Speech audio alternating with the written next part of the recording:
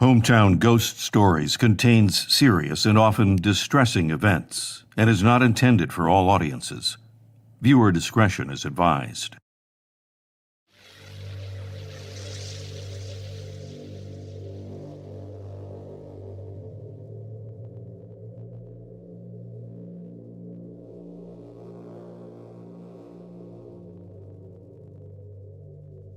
Milwaukee, Wisconsin, 1912. The counselor checked his pocket watch before glancing over to the closed door. She was late. He was doing his friend Father Theophilus a favor by taking on this case, but he'd be lying if he said he didn't find it intriguing. He went over his notes again.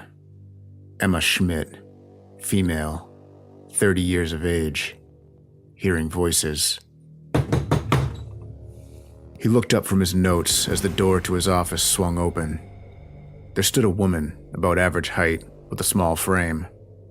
Her hair was unkempt, and her eyes were sunken as if she hadn't slept in a week. She had a glazed-over look on her face, seeming to show an expression of pure apathy. "Have a seat," he told her. He glanced back at his notes as she took her seat. "Says here you had a successful exorcism earlier this year. But you're hearing the voices again?" he asked. She didn't respond, just stared off into the corner of the room with that glossy look in her eyes. He went on. "How long after the exorcism did the voices start talking again?" He didn't look up from his notes, just waited for a response. He was used to this with cases like this one. Most of the time, it was just some sort of mental illness. It was very rare to actually deal with an authentic demonic possession. He wasn't convinced this one was, but his good friend Father Theophilus was certain, and he trusted his judgment. Suddenly, he heard a low growling sound. He looked up and locked eyes with her. Her absent gaze had instantly transformed into a look of pure hatred. Her once glossy catatonic eyes were now a yellowish tone and seemed like they were boring holes through the counselor. At first, he thought she was making the growling sound, but now that he was looking at her, it seemed to be coming from behind her. Nervously, he slowly rose to his feet. That's when she pounced, moving faster than he imagined she were capable. She lunged at him, grabbing the collar of his shirt and spinning him around with an inexplicable strength that completely caught him off guard. She twisted his shirt collar so tight that he was unable to breathe. He frantically began clawing at his neck in an attempt to free his throat from her death clutch, but she was too strong. He lifted his leg and kicked over his desk, causing a raucous crash. After a few moments, staff members came rushing into the room to see what the disturbance was. They wrestled the possessed woman to the ground and separated her from the counselor. He gasped for breath and hoisted himself into a sitting position. The woman was hissing and spitting, glaring at the counselor with that intense look of hatred in her eyes. I'm Dave Wilkins, and this is Hometown Ghost Stories, The Exorcism of Anna Ecklund.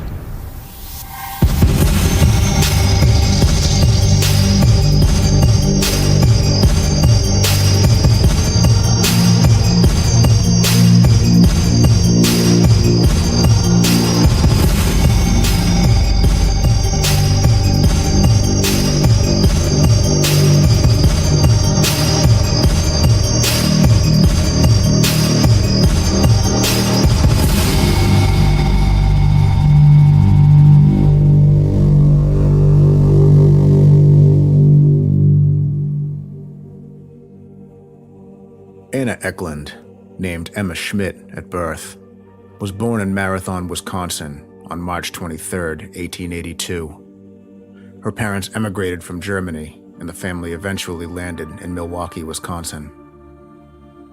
Anna and her mother were devout Christians, attending church every Sunday. Anna's father, Jacob, on the other hand, was not only not a Christian, but he hated the religion and openly mocked it. He also mocked his wife and Anna for their faith.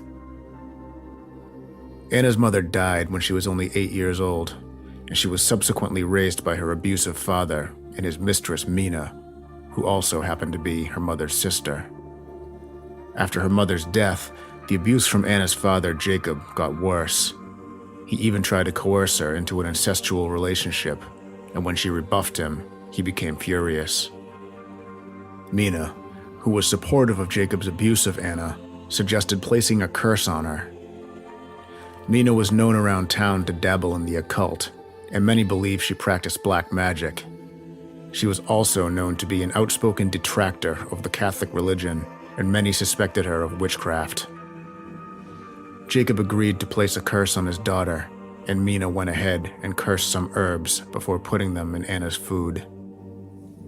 Around the age of 14, Anna, who had regularly attended church despite her father and aunt's abuse and ridicule, began having negative thoughts towards the priest and the church. She began having inexplicable urges to destroy sacred religious objects in the church, and partaking in communion made her feel physically ill. This went on for years. It eventually got so bad that she wasn't physically able to enter a church at all. One Sunday, she was standing outside the church before Mass when the priest noticed her. He called out to her, beckoning her to come in. She wanted to, but was overcome with a feeling of rage and spit on the ground in his direction instead. Disgusted, the priest disappeared back into the church. On another occasion, the priest approached her, genuinely concerned about her deteriorating behavior. But as he got near, she leaned in and whispered unspeakable things in his ear in an attempt to lure him into breaking his holy vows as a priest. Anna's condition continued to worsen over the years. Her contempt for the Catholic Church grew, and she began confining herself to her room for long periods of time. In 1912, the priest from Anna's church reached out to a Capuchin monk from Marathon, Wisconsin, named Theophilus Riesinger, who was an experienced exorcist. Intrigued by the details of the case, Father Riesinger agreed to assist. The first thing Father Riesinger, better known as Father Theo, would do during an exorcism was try to determine if the affected was either suffering from mental illness or faking a demonic possession. One of the tactics he would use to weed out the fakers was to keep 2 bottles of water in identical containers, one with holy water and one with regular water. He pulled the bottle with regular water out of his pocket and splashed it on Anna. She didn't respond, just stared at the floor, unfazed. The priest put the bottle back in his pocket and recited a prayer. Then he reached back into his pocket and retrieved the bottle containing the holy water. He splashed some of it on Anna, and she immediately began shrieking as the droplets sizzled and popped on her skin. The priest knew at that point he was dealing with a true demonic possession. The exorcism went on for a short period of time, and at the end, he declared her free from the malevolent entity. The exorcism was successful. He recommended she see a spiritual counselor and advised her to ease her way back into regular church services. For a while, Anna felt normal again, but when her father and Mina heard of her successful exorcism, they began plotting once again. Mina, who was an ardent nemesis of the Catholic Church, was also familiar with Scripture. She drew inspiration from a verse from the book of Matthew to renew the curse. When the evil spirit is gone out of a man, he walketh through dry places, seeking rest, and findeth none. Then he saith, I will return into my house from whence I came. And when he is come, he findeth it empty, swept and garnished. Then goeth he, and taketh with him 7 other spirits, more wicked than himself, and they enter in and dwell there. And the last state of that man is worse than the first, even so shall it be also into this wicked generation. Jacob and Mina, who were in the latter part of their lives by this time, died shortly after renewing their curse on Anna.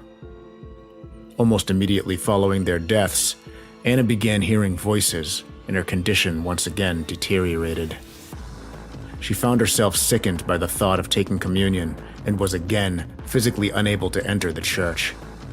She even attacked her spiritual advisor during a session, attempting to suffocate him in a blind rage which she had no memory of.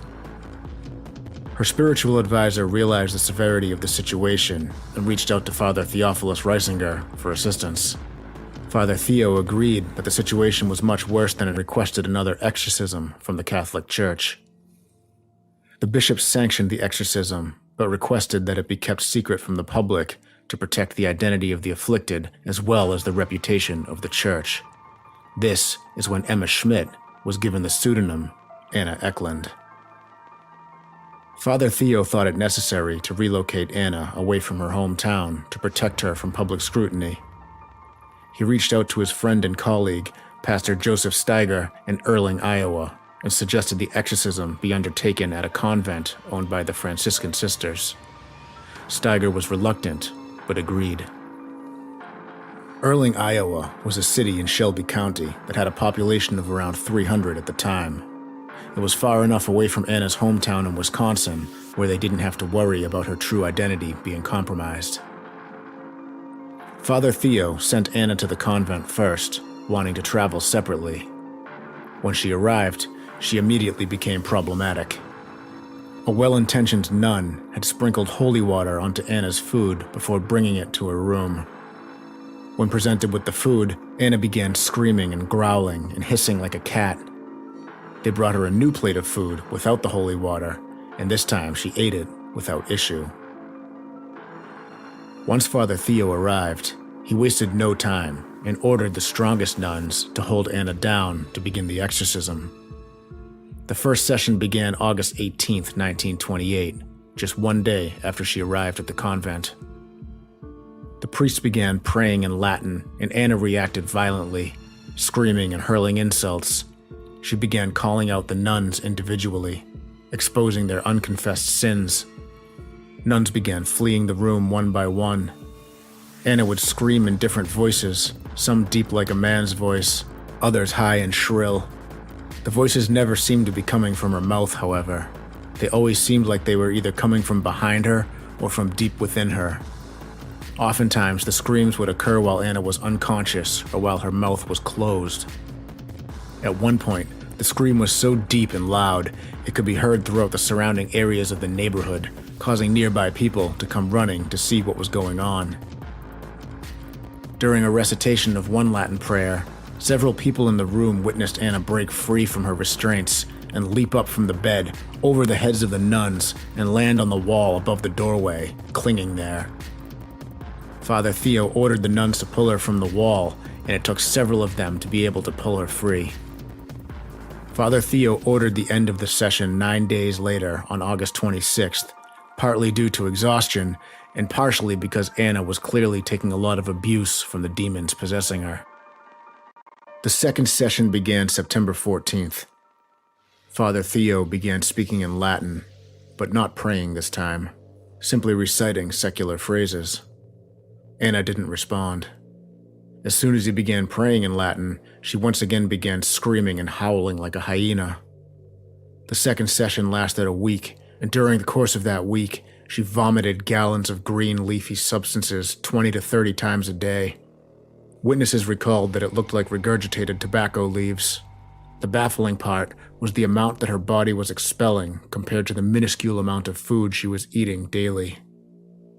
At one point during the second session, Anna's head and face swelled into a large bulbous shape, and her body became rigid and hard as iron. Pastor Steiger feared she would explode. Her lips turned red, and her body became so heavy the metal bed frame buckled beneath her. Father Theo, Pastor Steiger, and several nuns tried to lift her, but were unable. That was when the screams turned into articulated speech. The whole room went silent as a deep voice bellowed out from within her. Father Theo demanded the voice name itself. It responded with Beelzebub, the prince of demons, lord of the flies. Father Theo asked how many demons were possessing the woman, and the voice answered, "Many." Throughout the course of the second session, other voices identified themselves, one of which claimed to be the spirit of Judas Iscariot. The higher-pitched voice claimed to be the spirit of Anna's deceased Aunt Mina, and another voice claimed to be the spirit of her father Jacob and took credit for placing the curse on Anna. About midway through the session, a different voice claimed to be Lucifer himself. The The voice of Lucifer warned Pastor Steiger that something awful was going to happen to him towards the end of the week. That Friday, before heading to the convent, he had another matter he needed to attend to. He was aware of the threat from the devil and drove slowly and carefully. However, while driving, a dark cloud overtook him, causing him to lose sight of the road. His car spun out of control, crashing into an embankment. The car was totaled, but Pastor Steiger was mostly unharmed. He arrived at the convent later that day, and before informing anybody what happened, heard Anna laughing in a deep voice. The voice mocked him for crashing his car, adding he was lucky the devil didn't kill him. Father Theo ended the second session on September 20th, after Anna swatted the Mother Superior across the room. The third session wouldn't begin again until December. During the time in between, Pastor Steiger voiced his regret for allowing the exorcism to be performed in his facility, but Father Theo remained cool-headed. The third and final session began on December 15th, 1928. The session went on for 8 days of violent outbursts, screaming, vomiting, and arguing with the horrible voices. On one occasion, the room filled with mosquitoes to the point where they had to take a break, only to find the pests had disappeared just as quickly as they'd appeared. On December 23rd, Father Theo had thought the demons had weakened enough to expel them permanently. He commanded the demons in the name of the Father, the Son, and the Holy Spirit, through the intercession of the Blessed Virgin Mary, to depart to hell. Anna, who had risen up from the bed to the point where only her heels touched the surface, shouted, "Beelzebub, Judas, Jacob, Mina, hell, hell, hell," before collapsing back onto the bed. She opened her eyes and then spoke in her own voice, saying, "My Jesus, mercy, praised be Jesus Christ." Father Theophilus Riesinger believed the exorcism to be successful, but Anna continued to exhibit small, mild possessions for the remainder of her life. She died on July 23, 1941, at the age of 59, just a few short months before the death of Father Riesinger. The exorcism of Anna Ecklund remains the best documented case of a demonic possession in the history of the United States to this day.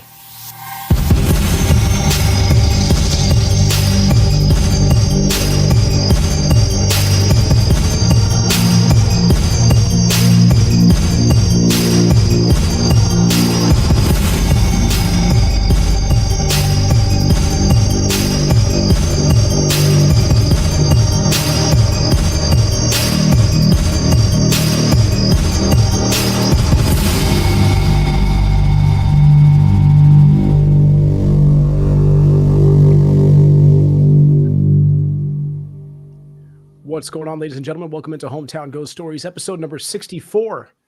I'm Jesse Wilkins. I'm joined by Rob Coakley. Hello, Rob. I'm just really, really looking forward to the exorcism of Dave Wilkins.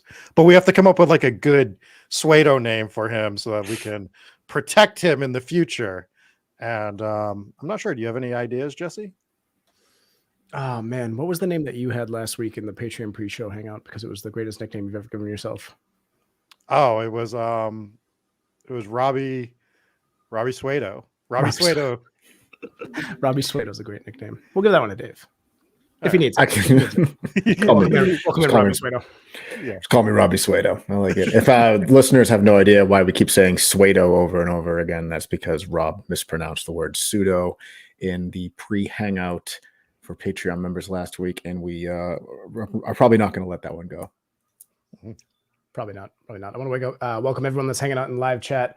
I see the Stephanies are here, Papa Squatch, Janice, everyone else who's hanging out. Cody's here. I think the other Cody was here as well. 2 Codys. We have the Church of the Codys now as well. All it takes is 2 for us to create an entire church around you guys. Jessica, I see you. Huge shout out to Rachel, who's here for her final episode for a while as she goes off to boot camp on Tuesday. Thank you for your service and good luck out there. Absolutely. It's very mean of them to send her on a Tuesday. It's like, don't you know, like, we have this show on Tuesday nights. You decided she needs to go on a Tuesday. Like, there's 6 other days of the week. We're important, U.S. government. They're starting to break her down right off the Typical bat. U.S. That's government. how they do it. Yeah. Yes. A lot of requests in chat for hats and beanies. Beanies and T-shirts, and those are coming soon. They're in production right now, as well as stickers, which we're going to do another giveaway for another 5-pack of Hometown Ghost Stories exclusive. Not the word I was looking for. Oh, they're exclusive for you. Yeah, we're exclusive. Shout out limited to edition. Annie watching on Facebook as well. Yes. Thanks to people who are watching on Facebook. But all you have to do is type stickers in chat, and you can be entered into the contest. You just got to stick around to the end of the show. Stick around. Hey, look at that. Look I at just you. entered myself in. Look at that. Pinky asked, did you print off the Al Capone stickers yet? They are all Al Capone stickers, just so you know. Yeah, That's all Pretty absolutely much. decent. Just like every I feel like I episode. just got baited into giving away a bingo card square there. So You did, and now You Al got Capone me. is officially part of the Anna Ecklund exorcism case. You really should have Congratulations. slid Al Capone in as one of the demons just to see like if anyone had yeah, just would have just rallied noticed. off the names. You know, Judas, when you're- Beelzebub, Al Capone. There was Yeah. a random like name in there that didn't sound like a demon. What was the name that she rallied off? So she said Beelzebub. She said Judas, Judas, Mina, and Mina. Jacob. Who's Mina? What'd she do? Did you watch the episode, or did you, A little bit. a little bit here and there, just in and Is out? that her? That's her. evil The evil stepmom? stepmother, Okay. stepmother aunt. the aunts, yeah. Yeah, But what I like about the demons is like they came out like an NBA all-star team. It's like, and now at right shooting guard, we have Bezelbar or whatever, however you say it. Then it's like, and then at center, we have Lucifer. And then, we have like, it's just, they just kept coming out of the woodwork. It's a crazy, crazy story, but it's, that's what I was envisioning as like every demon got named through. It is pretty horrifying, and we've seen this in a few exorcism cases where you get either multiple demons, or it seems like they get the name wrong at first, or the demon is pretending to be a different demon along the way. And you get a lot of like really thorough communications out of this, and it's pretty scary stuff. So yeah. The scarier part, and we'll get into. We'll go through this in sort of a linear fashion, but while we're on the topic, like a lot of the voices that were coming through while she was unconscious or her mouth was closed, and she was not having a seizure, but like it looked like she was having a seizure, right? Her eyes rolled back in the head, mouth closed, and the voices were coming from like her throat, which is weird. Articulated speech, the exorcist was having straight up conversations with the voices that were coming from this woman, which is very scary. I got a lot of this. Very similar to the Enfield poltergeist. Now, obviously, that was poltergeist and probably not a demon, but they had theorized that it could have been a demonic possession as well. But she was doing that whole ventriloquist kind of talking from the back of her throat as well. Yeah, exactly. But she had those big giant teeth to block it, so you don't really know if she was moving her mouth as much. But it seems like this one she wasn't moving her mouth at all. Yeah, there's some interesting stuff in this that you look at these cases and you say, what could be real and what could be not real, what could be exaggerated. And they did a good job of weeding out a lot of the things that would make it seem like it's not real. Mhm. So, and we'll get into that. But this took place in the 1920s, right? So it's a long time ago, and it seems like exorcisms are something that don't really happen anymore, given the proliferation of science and modern medicine and, the overall decline in religious interest. But that's actually not the case. So according to the Vatican in 2021, there were over 500,000 requests for exorcisms in Italy alone. Some exorcists in Rome were seeing 30 to 50 requests per day from people claiming to be possessed by demons. There are millions of cases of alleged possessions worldwide today. And the Catholic Church says about 1 in 5,000 of these claims of possession turn out to actually be legitimate demonic possessions. That's still a lot. It hit I don't know if you just mentioned this or not, but it hit a peak in 2018, which is very recent. And that's pretty terrifying to think about, was that reports of people being possessed is only going up. This seems like something that would have happened a long time ago and maybe got phased out with the world becoming more secular in a lot of places, but it hasn't not the case. Really hasn't been the case, which is pretty crazy. So anyways, this particular one was in the 1920s, but Anna, or her name was not actually Anna, her name was Emma Schmidt. Most accounts say she was born in Marathon, Wisconsin. Some say she was born in Milwaukee, and other accounts say that she was actually born in Switzerland and then moved to Wisconsin shortly after with her German parents. But, she loved to go to church with her mom. She went as many times as twice a day. And originally she wanted to become a nun, but that was before her mother died, and her father kind of took over and used to ridicule her mother and her for going to church. And, the mental abuse there was really only the beginning of the horrible things that this guy would do, because he was abusive mentally, emotionally, sexually to this poor girl. And, you could surmise that a lot of what they considered to be demonic possession could have just been, what do you call it? Like mental, she could be having like mental health issues because of, a lot of kids who are abused as because of trauma. children. Exactly. She could have, but they do say that one of the things that leads to or opens you up for demonic possession is abuse, and especially the kind that she was suffering. So this basically makes you a prime target for possession, and that's how it can start a lot of times. Yeah, one of the things that child abuse can lead to is what's called dissociative identity disorder, which is what they used to call multiple personality disorder. And that's where you used to get people with, different personalities, different voices. So a lot of possession cases, people have speculated that was, what it could have been. But there are just so many different aspects to this case that while on one hand you could say, yeah, this sounds like, she has what's the word? Mental, help me. Yeah. Psychological issues. Psychological issues. Thank you. And on the other hand, there's details that just don't fit for that. Like if you take the exorcist's account at face value, right? And which, you either take it at face value or you don't, but we're here to discuss the demonic possession. So we're going to take it at face value. She's leaping out of the bed and clinging to walls, right? These voices are coming from her while she's not conscious. She's straight up passed out and she was still communicating. Exactly. So, there's just so many things in here that you can't explain away with, psychological issues. So it's hard to say, but she was exorcised originally by the Father Theophilus, the priest there, when she was young, about 14.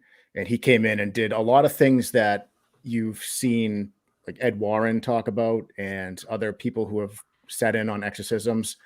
Richard Gallagher is another one who says they do these like cursory tests to see if not the comedian, right? Yeah, is it Richard Gallagher, the guy that smashes watermelons? I believe he just goes by Gallagher. I don't know what his first name is, but Richard Gallagher is a medical psychologist. Is he Gallagher too, the brother that bought the original Gallagher's comedic act and smashed watermelons? You know more about this than most. You know too much about that comedian. Died recently, I believe, didn't he? Gallagher? Which one? I think so. Oh, well, sorry. I'm just very confused here. I'd like to. Why don't you tell us, Rob? You're the expert. Talk about fruit smashing Gallagher. You've read all his books. Continue. But what I was saying is they have these cursory tests to weed out people who are faking demonic possessions, and what they do is he takes the holy water, he has the real holy water, and he has the fake holy water in his pocket, and he won't, the person who's possessed doesn't know what's what. He'll spritz her with it. And that's what Father Theophilus did. He spritzed her with the fake holy water and she didn't respond. And then he spritzed her with the real holy water and she freaked out. And they said that the water was like sizzling and popping on her skin, which is, something. There's quite a few things with this case that lead me to believe that it's real. And it's hard to debunk a few of them. I know obviously we would like to see the footage. A lot of these things, I mean, this was early to have footage anyways, just from the time frame alone. I have recently watched some footage that got released from some of Ed and Lorraine Warren's, boom, check that off your bingo card, but from some of their exorcisms. And it is strange to see these people speaking different languages. She apparently spoke, I think it was 5 different languages. She's speaking Italian, Polish, Latin, and I think there was a couple others, German. And these were all languages that she hadn't known. And she's just speaking in these tongues. It's like, there's a little bit of pushback on some of them, right? So I don't know about Polish, right? But the other languages, there's at least a somewhat of an explanation for it, right? So if she was going to church twice a day, Catholic church, right, she would at least be familiar with Latin prayers. So if someone's praying in Latin, she would probably recognize that because she's probably heard it all, because a large portion of Catholic services are in Latin. So that's number one. German, her parents were German, migrated from Germany. So I'm sure she would understand German as well. There was Italian, also Hebrew, right? Yeah. So Hebrew, you don't know, like, and they also, something I didn't mention is that they believe that she probably has an elementary education at best, right? Because the time that she was dealing with the initial possessions, she was between the age of 12 and 14. So they believe that her education probably would have stopped at that point. So how do you learn 5 different languages? Maybe she's familiar with German. She obviously speaks English. Maybe she's familiar with some Latin because of the amount of church that she went to. But how do you explain all the other ones? right. It's not like she's having full blown conversation with a random Polish dude that's just standing in the corner. Like maybe she's just muttering a few phrases that she had picked up if she was faking it. But I mean, there's a long list of other things that happened. Again, we're taking them at their word that she couldn't have done. She couldn't just crawl up the wall and cling there. She couldn't. Right. Like they said, her lips bloated to the size of her hands. Yeah, they said her head doubled in size. Yeah, they thought that's she was another gonna thing. explode. So with demonic possessions, there are 3 signs of a demonic possession according to the Catholic Church, and we're talking about possessions from the Catholic context because that's the context of the story was provided to us. It's through the exorcist, who happens to be Catholic. So, according to the Catholics, 3 signs of demonic possession is unusual strength, fluency in a language not formally studied, and knowledge of events unknown to the possessed person. So Anna showed all 3 of these signs. Heavily. And they say in order to open yourself to a demonic possession, there needs to be some sort of invitation, whether it's through a Ouija board, tarot cards, provocation, invocation, or a curse. Again, this is according to the Catholics. I know that most people who practice tarot cards don't believe that has anything to do with the demonic, but the Catholic Church, as an entity, they basically took anything that wasn't Catholic and demonized it. If it's not Catholic, it's a demon, basically. So that's where tarot cards comes into play. So we don't know if she played with a Ouija board. We don't know if she dealt with tarot cards. We don't know if she provoked demons. I assume she probably didn't. I think so, but I would say the most likely reasons would either be the quote unquote curse that her parents had placed on her, or not her mother, but her dad and his new stepmom or whatever. Her aunt, yeah. Her aunt. And then there's also the theory, now I don't know if it's the Catholic Church's theory, but it's a going theory that some sort of traumatic event could open you up as a susceptible to demonic possession. So so either way, her dad was the problem because he was the one who played. Well, his dad and the aunt placed the curse on her, and he was also responsible for the abuse. They said that they were slipping stuff into her food because she had that initial exorcism that they thought cured her when she was, I think, 14 years old. Mm-hmm. And the father and the sister aunt, wife, midwife, whatever it was, were slipping stuff into her food over the years that was supposed to perpetuate the curse a little bit more. And they were enchanting herbs, I believe, was what they were slipping into her food. Correct. So that was the curse, and just what, like, real not nice. Yeah, that's a pretty terrible thing to do to your kids.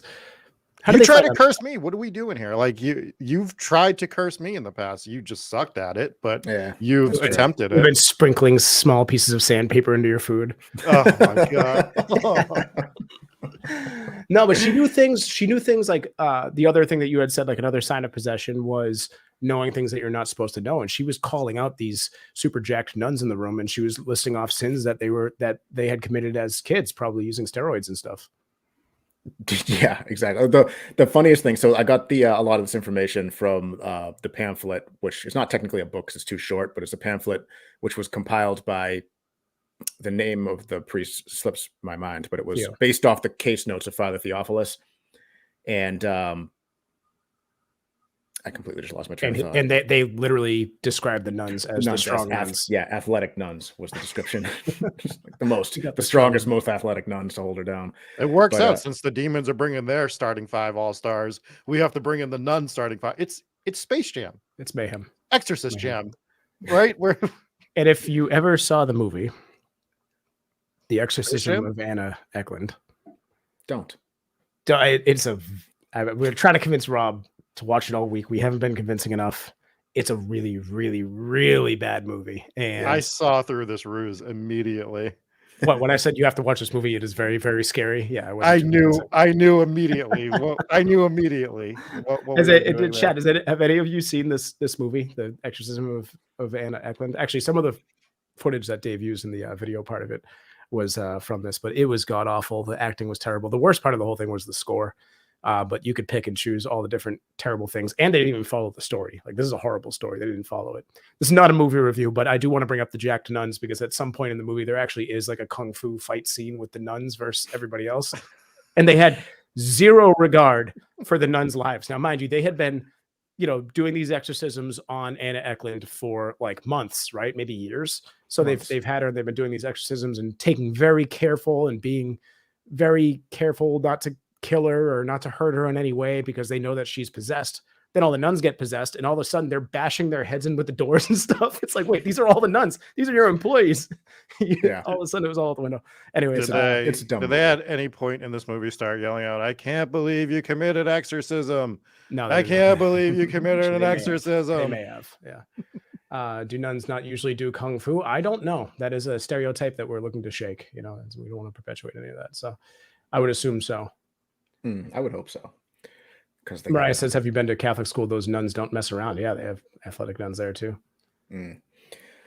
This is true. Anyways, back to the case of poor Anna Ecklund here. She so the parents renew the curse, right? Captain McSlug says nun fu. That hurt me to read. Yeah, it's a tough one.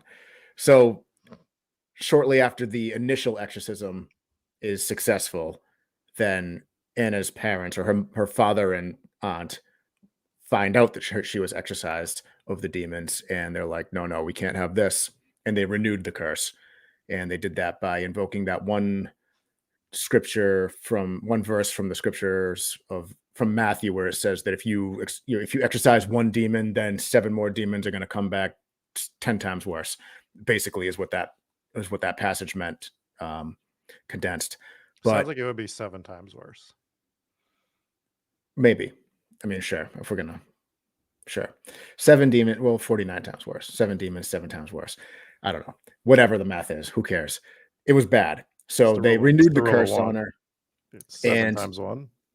And despite the fact that she had initially been doing better after the exorcism, she starts going back towards the hatred for the Catholic Church, the violent thoughts towards the priests, and she was having like crazy sexual thoughts towards the priest also, that the exorcist believed was the demon Beelzebub trying to coerce her to get the priest to break his vows. It has to be, right? Because there's no one that's ever had a sexual thought for a man named Theophilus, or whatever the hell his name was. Yeah.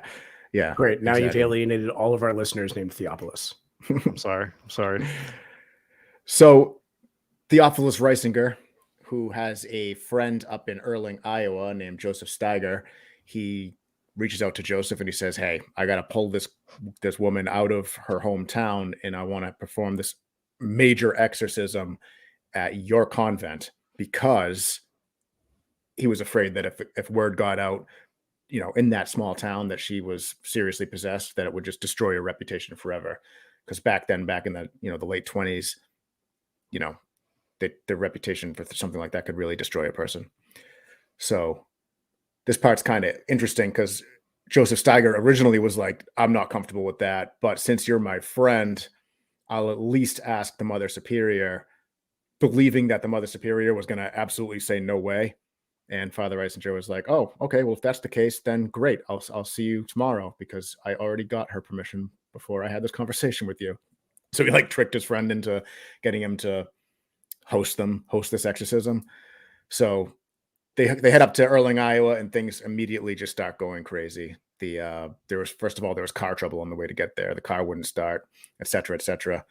Seems minor, but the exorcist believes that it was the devil messing with him. And then as soon as Anna gets there, the nuns try and bless her food, and then they bring it into her, and she knew right away that the food was blessed, threw it at the wall, threw a temper tantrum. They brought her back unblessed food, and she ate it no problem. So this is just another one of those things that say, how could she know that every single Right. time? No, you're right. It's like she didn't, the nuns didn't pass the test. I wonder if they were pretty obvious about it. Like, here's your definitely not blessed food. Yeah, exactly. Hope you enjoy it.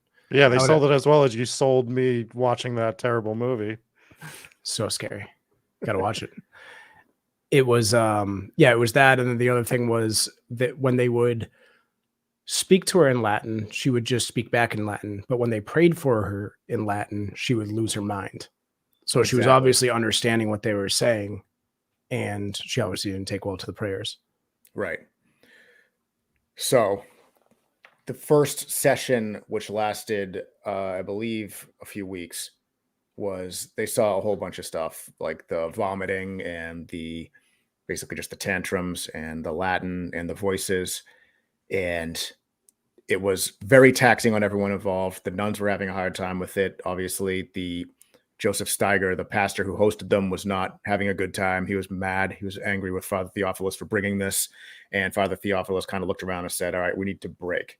So they took a break for a few weeks and they started back up in September, basically a month after the first one started. And this is when the articulated speech from Anna came into play and they were introduced to the demons that were possessing her. So she was possessed by a multitude of demons. There were like a whole bunch of like lower ranking demons that would try and interrupt, and they would come through in like kind of intermittent patterns, just basically trying to cause chaos, we assume. But the first demon that actually announced itself was the demon known as Beelzebub. So he was originally a Philistine god that the Catholic Church considers to be one of the 7 major demons representing the 7 deadly sins. Beelzebub represents gluttony. And in Hebrew scripture, the name Beelzebub directly translates to the Lord of Flies. He claims to cause demons to be worshipped by men and excite priests to lust. So, as we mentioned earlier, that's the connection that the exorcist drew between Anna and the original priest from her hometown. Am I wrong in thinking that he's not a lower ranking demon? I thought he was like second in command down there, like second to Satan, no? He's not. So if that sounds confusing, all right. So the first demon was Beelzebub, and then there were several other major demons, and then there were lower ranking demons also. But the first major demon to announce himself was Beelzebub. Oh, I thought you were saying that he was one of the lower 7. No, I did. I worded that weird. Rob, which one is that? That one. Okay, gotcha. All right, so you have the visuals there. Right. And just to remind everybody, on our show, he is referred to as Bezelbar. That's how we say his name here on Hometown Ghost Stories. Thank you. Bronette says, Luke, the writer of the Gospel of Luke in the book of Acts, addressed the latter to his friend Theophilus. Oh, that's an interesting connection. That is a weird connection. Mm-hmm. The second demon. Did it mention in the book of Luke that Theophilus just never pulled chicks? Because I bet Theophilus was so handsome. He never pulled any chicks. It's just, you can't with that name. It's impossible. I bet Theophilus is laughing from the heavens with his family surrounding him at Rob with no family. Like, yeah, brutal. I don't pull chicks. Brutal. So the second demon to announce itself announced himself as Judas Iscariot. He announced himself as a demon. Judas Iscariot? Judas Iscariot? Was that his last name? Not Carrot. Cool, man. Judas Iscariot was he was one of the 12 apostles, the one who sold out Jesus to the Romans and eventually led him to his crucifixion. He felt real guilty and ended up hanging himself. The reason that he was sent to possess Anna, according to the demon that was claiming to be Judas, is he was sent to possess Anna and attempt to get her to hang herself like he did in life. And he claimed to be the demon of suicide. So with this one, a demon is technically supposed to be a non-human entity. So Judas Iscariot, who was an actual human who walked the earth, you wonder if this was really his spirit possessing her, or if it was just another demon using that name. Wouldn't be the first time. Exactly. But I don't know. We don't make the rules. I really, really want to play the clip that I played for you guys before the show now, after we've talked about how Judas met his end. Can't do it. Can't do it. Can't do it. Inside jokes. Fun for everyone. So the third, Rachel knows it. So at least there's one person other than us. I was wondering how we were going to fit this into the episode today. Here it is. But so the third demon to announce itself was the spirit of Mina. Mina was Anna's aunt, and during the exorcism, the voice came through. The voice had come through earlier, right? Where it was a higher pitched voice, and they're like, "What is this high pitched voice?" Because there were all these really low bellowing voices, really deep, scary sounding voices. Then there was this one high pitched voice. When the high pitched voice eventually announced itself, it admitted to being the spirit of Mina, her aunt, and during the possession, it confessed to murdering 4 of her own children during her life. So Mina, who was accused of witchcraft and blood magic and Satanism, you got to wonder, maybe. At this point, was Mina dead? Mina and Jacob were both dead, yeah, the parents, Okay. but at this point. Yeah, it would be tough for the spirits to haunt if the person wasn't dead yet. But I wouldn't be surprised, again, if they were just using different names and stuff. But that's a pretty bad detail. Yeah. And the fourth demon to announce itself was the demon spirit of her father, Jacob. He confessed to abusing Anna. He confessed to cursing Anna. He claimed that he owns Anna because he was her father and should have the right to abuse her. So all these voices were coming from Anna, whether she was awake, whether she was asleep, whether she was in the middle of a mental fit, they were just coming from her and in articulated speech, arguing with the exorcist. So pretty creepy stuff, these 4 main demons, plus all the lower ranking demons. And then Lucifer himself announced his presence. And this was the demon who predicted the car accident with Father Steiger. He said, the end of the week, and the voice coming from Anna says, the end of the week, you're going to have something horrible happen to you. And Father Steiger, who was already not comfortable with this whole thing, already mad at his friend, Father Theophilus, that's a great point. Sorry, Anna Campbell came in and just said that maybe her father was possessed also. I hadn't even considered that. That's a good point. But back to the Father Steiger thing. He said, so something's going to happen to you towards the end of the week. So Friday comes around and Father Steiger's a little nervous. He wakes up and he has to deliver the rites, the final rites to somebody who was dying or had died. So he had to go do that, and he gets in his car, and he's got this prediction from the devil in the back of his mind that he's driving extra careful. He knows the road, he knows the way and everything, and he's driving as careful as possible. And he's just all of a sudden overcome by this dark cloud, just completely blinds him, and he spins off the road and gets into a horrible car accident, survives. He ends up getting to deliver his final rite, and then he gets back to the convent. And before he has a chance to tell anybody what happened, Anna calls him out and says, that car accident. He's like, I wrecked your car. Haha, you're lucky I didn't kill you, basically. Mm-hmm. And that was the spirit of Lucifer. So you've seen these predictions in a lot of poltergeist cases. I just finished reading about the one in Connecticut. I mentioned it earlier. And that happened like nonstop in that one. They just kept predicting. He's like, oh yeah, on this day, you're going to hurt your leg. On this day, you're going to hurt your eye. On this day, you're going to go blind. And literally everything that this little possessed kid was predicting was coming true. We'll cover that story eventually, but it's interesting, the reoccurring things. And we talk about the car accidents on a lot of things, particularly with cursed possessions. It was with the Annabelle doll and I believe Robert the doll, and obviously the chair as well, cursed chair, where there was a lot of car accidents that were connected with these things.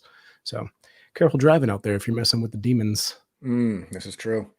Didn't we get an iTunes review or an Apple Podcast review that says they were listening to one of our episodes about demonic possession and their car started acting funny? Yes, remember that one? Yeah, that was early. That was early in the beginning of the show. Yeah. Yeah, I think it was the Conjuring episode. Mm-hmm. Creepy, but yeah, it is. It's pretty weird. Yep. Yes. So the final session is when the actual possession was quote unquote resolved. So this was when the Father Theophilus had thought that he had the demons weakened enough. So according to demonologists that have studied this, they say that when the demons announce themselves, that's when they're starting to weaken. So basically the way an exorcism works is the priest will weaken the spirits with just prayer for hours. Yeah, a lot of time, like the knockout punch is when they ask it for its name, right? Right. So they'll ask for the name. They won't get the name. Once you get the name, that's how you know that this is on, you've You're winning the battle. overcome the hard part. You're winning the battle now. So once he gets all the names, he knows that it's basically, the end is in sight, light at the end of the tunnel. So he finally demands that the spirits that are possessing her, that they head back to hell and announce themselves on the way out. And they do exactly that. Anna stands up and yells out, Beelzebub, Judas, Mina, Jacob, hell, hell, hell. And then she falls down back into bed and she speaks in her own voice for the first time, which was a great turn of events for this story. And the Father Theophilus, he declared the exorcism successful and went on with their life. The problem is that she considered what's weird is the way that the story is told. It's like, and then the exorcism was complete and the possession was over, and she lived the rest of her life pretty much normal, except for just a few minor possessions here and there. It's like, wait, what? Yeah. What was that last part? Again, this is a recurring thing with other possessions as well, where it's like, yep, demon was gone, but occasionally it would just laugh at them or predict the future from time to time, just little things. It's like, wait, what? Like, you have to live with this forever? So I've heard this in several cases, is that like you'll just get little glimpses where it just reminds you that it hasn't gone anywhere. Exactly. So that was the case with this one. And this story actually gets a little bit weirder. So after the exorcism was complete and the possession was resolved, she ended up being plagued with smaller possessions for the rest of her life. And she began getting messages from Jesus Christ, she claimed. And the Father Theophilus was monitoring this, knowing that there might be some like residual stuff with the exorcism after the fact. So he's kind of like paying attention, but not, taking a whole bunch of, not giving it too much credit, until she started saying that she has messages from Jesus Christ predicting who the Antichrist is and when the Antichrist is coming. So he might not have paid too much mind to the claim, except that there was a 19th century mystic named Catherine Emmerich who made the exact same prediction that the Antichrist would come 50 years before the year 2000. So this being in the 1930s, they were looking for somebody who was around the age of 12 at that point. So they started basically looking at 12-year-olds who might be evil. And they came up with two names that are interesting. The first name that was interesting that they came up with at the time was a 12-year-old in Siberia by the name of Mikhail Kalashnikov. And they kept an eye on him for a while. He ended up not being the Antichrist. The hell did he do? Did. What's that? How do you get on that list? Because he was a problem child who was into like making weapons, basically. And he ended up being really good at making weapons. Well, he ended up being really good at making weapons because he ended up being in the Soviet Union. He ended up being the creator of the AK-47 assault rifle and the RPK light machine gun. So not the Antichrist, but definitely was responsible for several deaths one way or another. Anyone needs to win a 1v4, the RPK light machine gun is absolutely meta in Warzone 2 these days. I bring the important information here. I was waiting for it. I knew it was coming.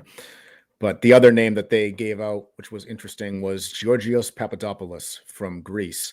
That is literally my father-in-law's name. I know it is. not him, different guy. But he was like a 12-year-old at the time, and he ended up. It's just so you don't sound like an absolute American. It's Yorgo Papadopoulos. Sorry, thank you, and thank you. He was a Greek military He ended up being a Greek military officer and political leader political dictator who ruled Greece as a dictator from 1967 to 1973. So neither of these guys ended up being the Antichrist. It's just weird that she. It is good news that my father-in-law is not the Antichrist. Exactly. Thank you for bringing that up here on the show. There was another one who was involved in politics and like he got arrested for something along the lines during the last administration. And I was like, Jesus, this name, you just can't get a break. But the last name Papadopoulos is like the last name like Smith. Thomas or Adams or Smith or something like that in the United States. So it's very common in Greece. Yeah, exactly. So that is the exorcism of Anna Ecklund, pretty much the whole thing. And it was a very disturbing case. Yeah, what I find like particularly interesting with this, and I don't know why this one point stuck out at me, but it was when the priest conned his priest buddy into coming to do this exorcism or whatever. And the guy was like pissed. It's like, oh, this is too much for me. It's like, dude, if I were a priest, or if I was like studying in the field of exorcisms and this is what I wanted to do, this is all the proof you need that everything that you've been studying your entire life was not a waste of time, right? This is, unless he sees this stuff all the time, it's like, I've seen this song and dance before, or if it wasn't legit. But at the same time, it's like, dude, like if this is an actual demonic possession, you should be pumped about this, that you're validating that it is legitimate and real. Yeah. Creepy stuff. And it's funny. It's not funny, but it's interesting when we see these demonic cases, right? Because my brain always goes skeptic. And it's just like, oh, yeah, possessed by Beelzebub and Lucifer. It just sounds just so fantastical and just crazy and just far-fetched. But then there's just so many details that are just hard to refute. And there are so many cases of people experiencing similar things. We like consistency when we're looking at these things. Scientific research, they take consistency is part of scientific research. So it's hard to completely dismiss it when there's so much blatant evidence in your face. It's easier to accept the accounts for stuff when you have more evidence. The Vatican doesn't release much of it, but we have it is out there. There is video footage of different exorcisms happening, and there's stuff that you really can't explain. Like, they got people who can't even speak their own language, and they're just speaking fluently in Latin during a possession. It's just horrifying stuff to see. Kids listing off demons. I know the internet is around now, so they could look up anything, but I mean, kids listing off the 7 helpers of Satan or whatever you were talking about earlier. It's like, how do they figure that out and memorize it and remember this kind of stuff? Exactly. The Bell Witch case was, I forget where that was, somewhere down south. Your connection's shoddy. It's possessed. But the Bell Witch case is another interesting one. Well, that was one where there was a little kid who was listing off demonic names and should not have had any knowledge of them. And the other thing we got to remember is that during the time of this, right? It's not like today where there's so many ways to be famous via movies or, the internet or stuff like that. So it's not like the faking it for the attention is like less likely back then, I would say, because what attention? They were keeping it a secret and they masked her name too, right? So that's the other thing. Like, it's well documented, but it didn't turn into like a celebrity case, is what you're saying. Like a lot of these other cases do, where they just have press just lining the street and protesters and stuff with, you are the Antichrist signs and everything. It's like that's not. She wasn't looking for a book deal. Right. Exactly. Yeah, that's where I was going with that. Right. They gave her a pseudonym because all of the attention would have been negative and detrimental to her future reputation. Yeah. Mm-hmm. So that's the point. Yeah, I think it's legitimate. Obviously, we're putting a lot of weight on what these priests are saying and just kind of taking their word for it, taking her word for it. But it seems like it's a legitimate case of demonic possession.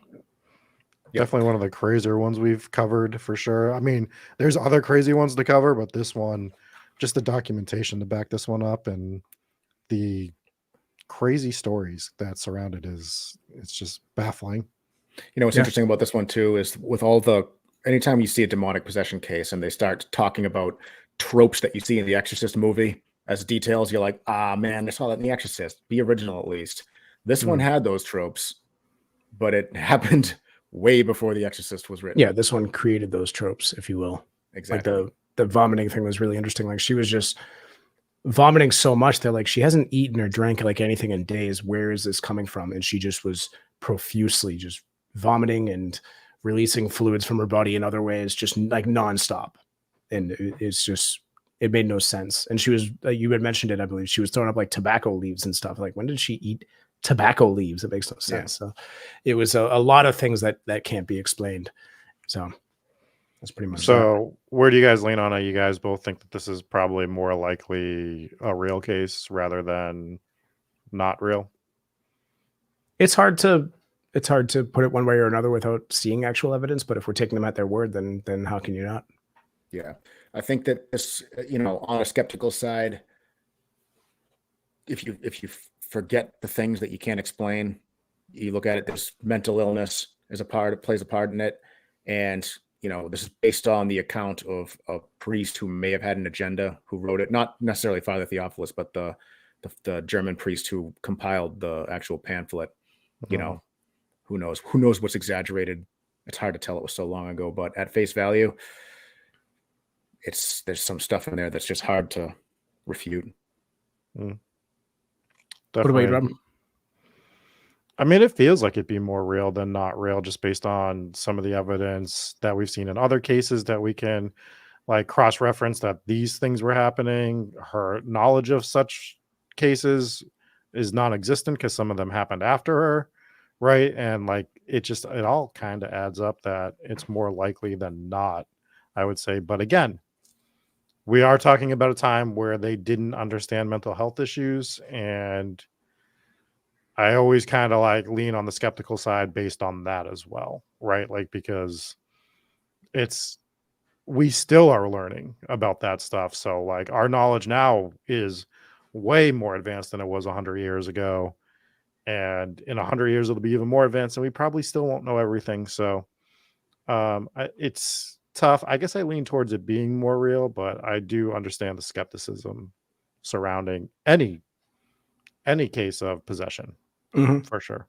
You have to take that stuff into account, and you have to, obviously, if you're dealing with this, you have to go seek like actual help from a real doctor to make sure that you know what you're dealing with. It seems like in a lot of the cases that I've read up on, they use exorcism as like a last resort, where it's like, right, well, we don't know what else it could be, so let's just do it. I don't know if they would have back then though, right? Like now, yes, but like back then, like exorcism might have been like a quicker alternative than other stuff. I think there were probably fewer alternatives back then. That's for one, right? But I know that the Catholic Church has always been hesitant to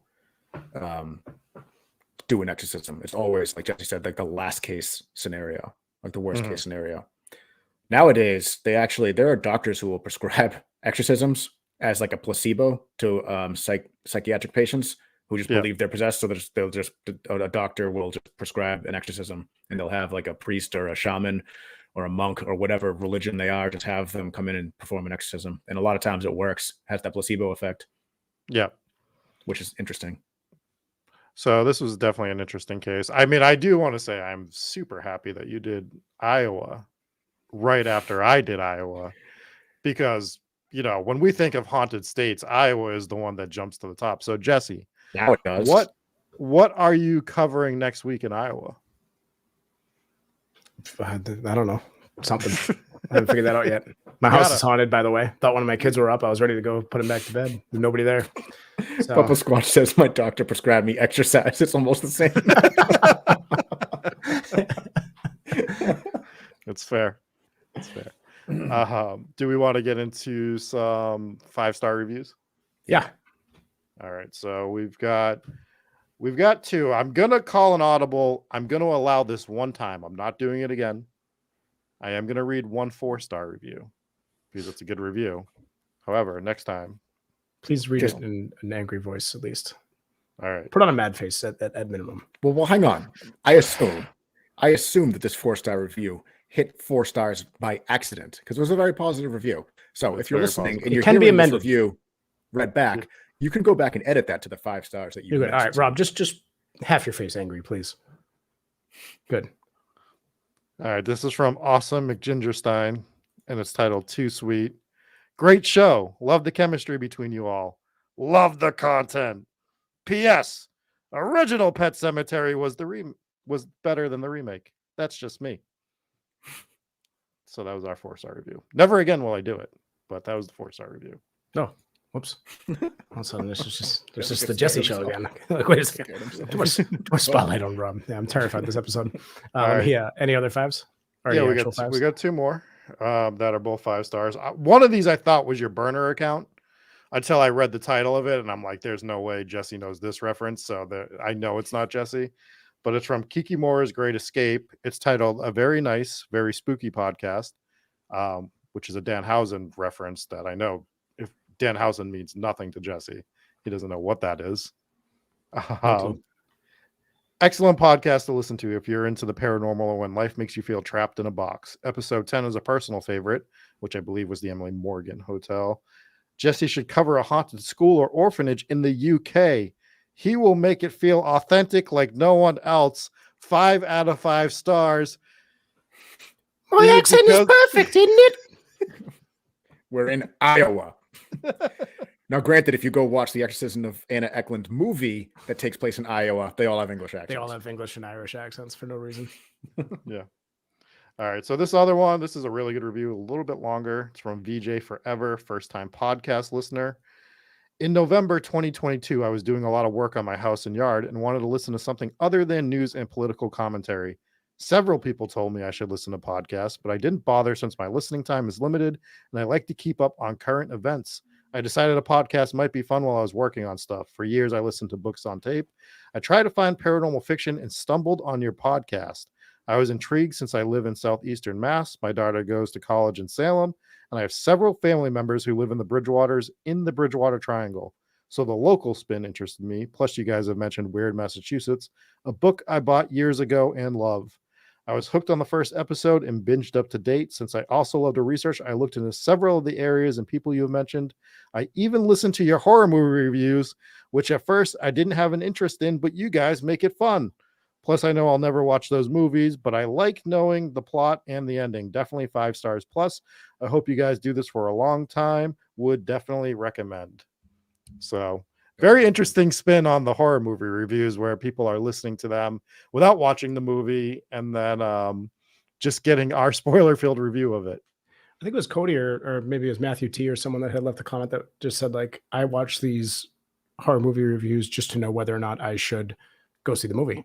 And he just fast forwards over to our ratings. I was like, all right, well, that's one way to use it. So as long as you're watching, that's all we care about, or listening. Let me give a shout out to our patrons real quick. Jeannie R, Justin T, Lisa J, Mike B, Mom and Pops W, and Robert H, as well as Stephen V and Demon King. Those are our VIPs. Thank you guys so much for being a part of the VIP patrons. That's awesome. We have Anna C, Even Better Hometown Ghost Stories. Garrett, we have Jake V. We have Rachel B, Stephanie A, Sydney B, Anthony Angry Dave Rocks T, Brandon W, Brennan B, Captain McSlugs, Cody G, Huggy Bear, Kirili J, Mark M, Matthew T, Mariah M, Papa Squatch, Sarah, Dave Loves Bacon R, Sarah W, Solar Flare, Soph, and we have Hooper. Thank you guys so much for as little as $3 a month. You two can be on this list, be in the credits. It's about time for a wheel spin, gentlemen, unless there's anything else you want to mention. No, do we want to talk about some of the stuff coming up first before we do that? Well, I don't know what's happening next week, so you take it away. Well, Friday, we have a Friday the 13th movie review dropping on the podcast feed and in the YouTube. Very original, Friday the 13th. We're going to drop Friday the 13th movie content. No one else has ever done it. We are the first show to ever do such a thing. Fact.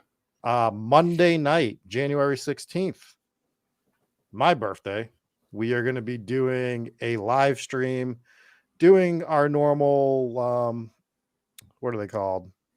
Creepypastas. Campfire stories. And at the end, we will make up our own story. It'll probably only be an hour-long stream because I didn't realize there was going to be an NFL game on Monday night. But and look at Demon King in the chat dropping $9 $9.99 in super chat. Hang on one second. I need to see. Is Pinky on here? Because I see her saying stickers. All right, let's add her in. So for those of you hanging out and looking to possibly win the stickers, oh, look at that. John Q as well. Last second, everyone's jumping in. It's Audrey, not Aubrey. We had a long chat in private chat, whether it was Audrey or Aubrey, and it was Audrey. We were wrong. Okay. Wrong. Anyway, so we're going to give this a spin. If I forgot your name on this list, I apologize, and I will enter you twice next week. So if you look at from the office, her last initials B. So when I read it as Aubrey.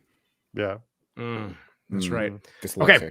Let's give it a spin. The rules are you have to be here, and we'll see what to do with Papa Squatch if he wins, because he won last week. So did Al Capone's on the wheel. Well, who else won last week? Cody won as well. So those, by the way, those have been mailed out, and you should be receiving your 5-pack of exclusive stickers soon. Here's the first spin. Let's take a look and see who wins here, and it is. I want it to be Al Capone. Me too. It is Rhonda S. Rhonda, if you're still here, why don't you go ahead and just type in chat.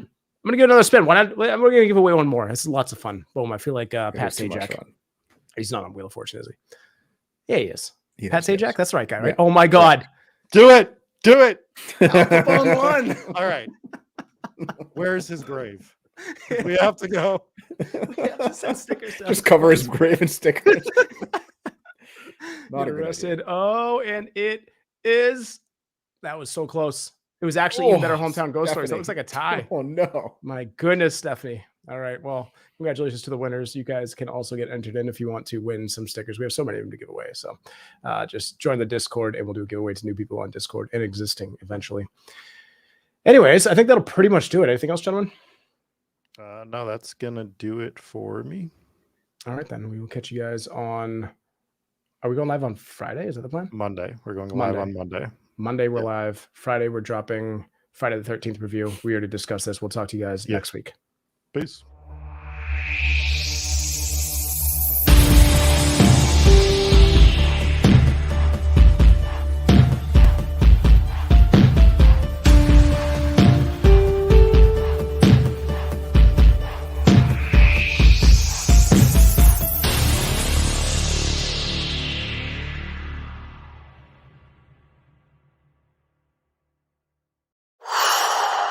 What's up, guys? Thank you so much for watching. I hope you enjoyed that video.